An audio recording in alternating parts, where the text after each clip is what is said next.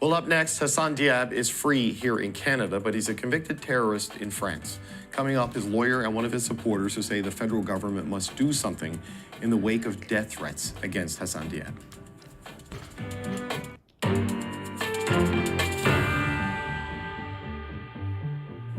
According to the government of France, Hassan Diab is a convicted terrorist. According to the government of France, Hassan Diab is a convicted terrorist. France says the Ottawa academic is a murderer, a terrorist who planted a bomb outside a Paris synagogue in 1980, killing 4 people and injuring more than 40. A French court convicted Diab in absentia in April of 2023. The verdict despite a 2018 decision from French investigative judges to set Diab free. Those judges said the evidence against Diab was weak. There was no physical evidence linking him to the crime. He had an alibi that put him in Lebanon at the time of the explosion.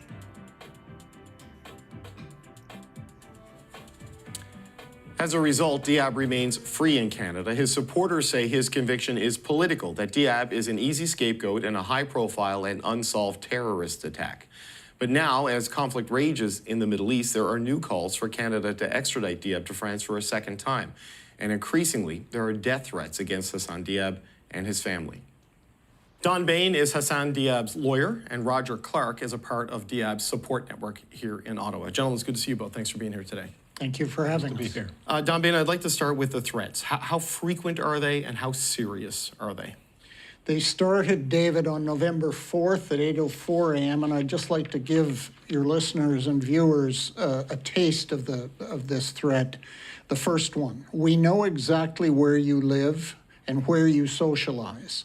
We also have full and detailed info of your family members. You have 5 days, i.e. 120 hours, to return to France to stand trial. Otherwise, your life clock will start clocking at an unprecedented rate. There will be no additional attempts to warn you and to offer you an opportunity to save your miserable life. Now that's started a flurry of activity. That was November 4th. It was followed on the 4th and 5th by multiple statements by public officials, newspapers in Canada, ambassadors, groups. It's had a profound impact on Dr. Diab and his family, as you can imagine. And Dr. Diab is an innocent man. Even the professional investigators in France found he was innocent, and the evidence showed that. I'll come back to that. Right. So we have a situation where a Canadian family of an innocent man is being portrayed as a terrorist and threatened with death. Not just him, his entire family. Our government said in 2008, when he came back to Canada from France, when he was released, that this had been a wrongful extradition. It never should have happened and should never be allowed to happen again. And what's troubling about this all happening now is this threat appears to be part of an organized campaign of disinformation, false statements, statements of half-truths, intimidation, harassment, and then ultimate threats. Groups and people are involved in this, and they're ignoring, either they don't know it and they're speaking from ignorance, or they do know it and they're speaking from malice, of the clear evidence of innocence. And let me point to some of that. The Canadian judge who spent years on this case said there would be no conviction in Canada under Canadian law because the evidence was so poor. However, the state of extradition law in Canada required he be extradited. He was sent to France. He was held for 3 years, and France's most professional terrorism investigators investigated for over 3 years, and they found not only was there not sufficient evidence to convict, there wasn't even sufficient evidence against this man to justify a trial. So the case was dismissed in France. He was sent back to Canada. He was sent back to Canada. Canada has extradited him once, owing to the calls of the same people who are making these calls now. French investigators said there was no valid basis when the court was convened in France after the lobbying of groups after Hassan's return to Canada. In an unprecedented move, the two French leading investigative judges went to the trial court and said, you cannot validly convict. There's no valid basis to convict. They convicted anyway. They ignored the scientific evidence, fingerprints of the bomber on the hotel card. Exclude Hassan Diab. Fingerprints on the bomber's police statement. Exclude Hassan Diab. Independent witnesses from the University of Beirut. Exclude Hassan Diab. Because he had an alibi. He was in Beirut, he was in Lebanon writing exams at the time of the explosion. As he has always said. So this is an unjustified, wrongful conviction, a discredited one, even by French authorities' standards.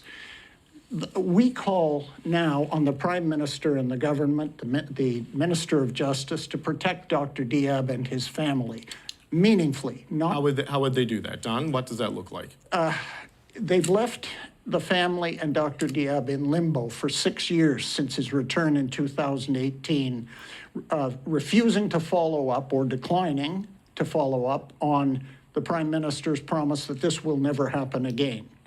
We need a firm statement by the Prime Minister, because leaving the family in limbo has led to this situation where now we have incitement to violence, to death of utterly innocent people, Canadians, and we have collective harassment.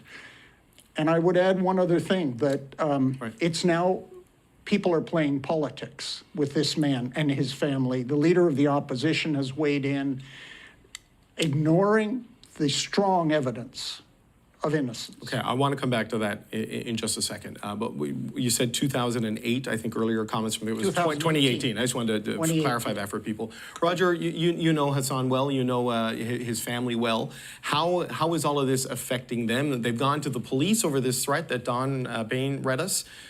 Where do things stand on that? How is the family doing? Yeah, that's right. Well, Hassan himself is reasonably very anxious. He's anxious for his family, particularly his kids.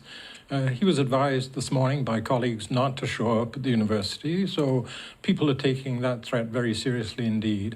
He has a lot of support around, but even with the greatest resilience, it's extremely hard. I mean, death threats are death threats, and you may say, well, it's not going to happen. This guy apparently lives in Israel, so what?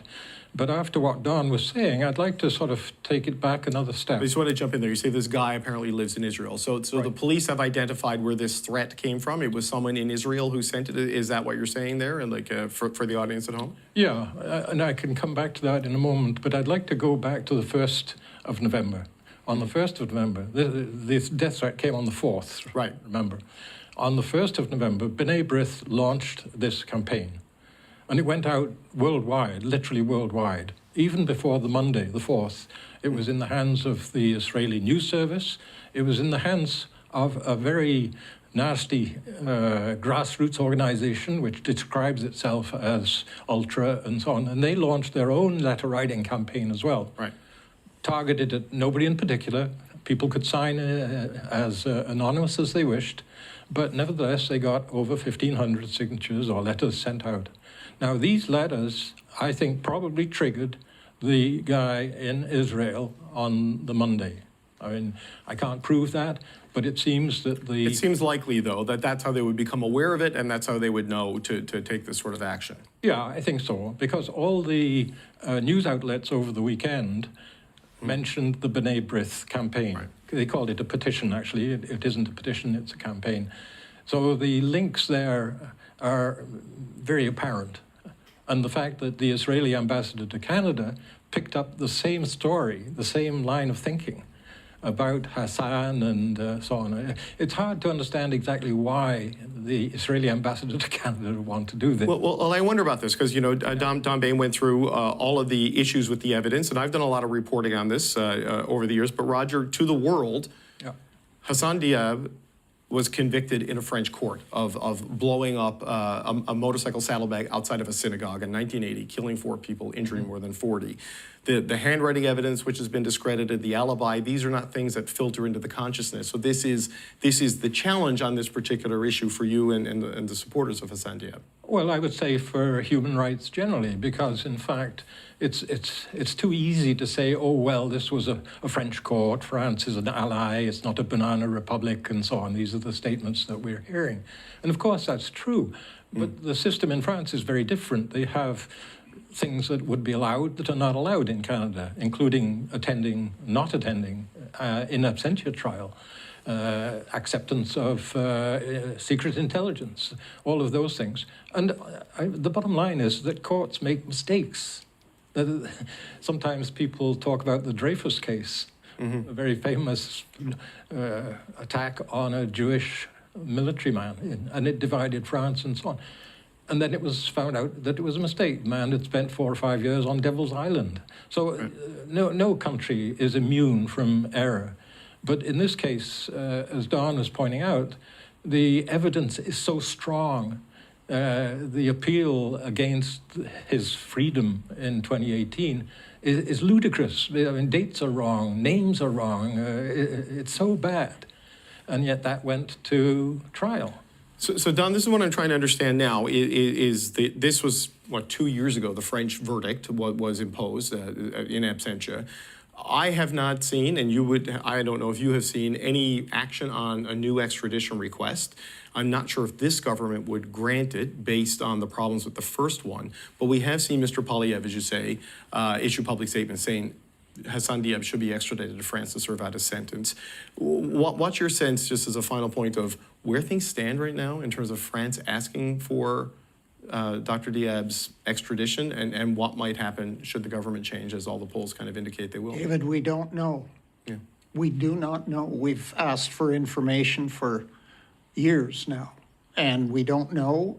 We do know because Mr. Poilievre volunteered his opinion without seeing the file or knowing the details of the evidence, without knowing all the evidence that points to innocence. And just to follow up on what Roger was saying, Dreyfus was a good example of a wrongful conviction in France. There's a more recent one, Bayne, in which an Irishman was convicted, like Hassan, in absentia in France. And the Irish Supreme Court ruled that the French trial did not remotely meet Irish standards and would not extradite. I point that out because everybody's leapt to the conclusion that this is a valid conviction. It is not. There's been no trial where the investigators have gone in France, because it's dedicated to specialist judges, to say you cannot convict. And that's how bad it is. David, could I just come back to Poilievre and what's happening there? Because there is a political thing going on. It may not be the primary thing, but I think it's really important. We're talking about the protection of Hassan and his family. And Poilievre seems not to understand that by putting out on his Facebook and Twitter sites material like this is going to trigger the sort of extremist reaction. And I'll quote just one comment that I read. There are 1,000 comments. But one read something like, "The only way to get rid of this garbage is to put another hole in his head." And if that's not a death threat, I don't know what is. Okay. No, I just have one last question, and Don Bayne, maybe you can answer this. The police have identified who that initial threat. Any charges been laid, or is it because it's outside the country, it's outside their capacity? What's your sense there? I'm advised that there's an arrest warrant for this person, this identified person. Right. I don't think the police know yet who else in Israel may have been involved with him. And there's limited things that Ottawa police can do in Israel, but I know that they've asked for the assistance of the Israeli authorities. Okay, all right, gentlemen, we're out of time. I want to thank you both for coming in. Roger Clark, Don Bayne, thank you so much for being here today. Thank you, David.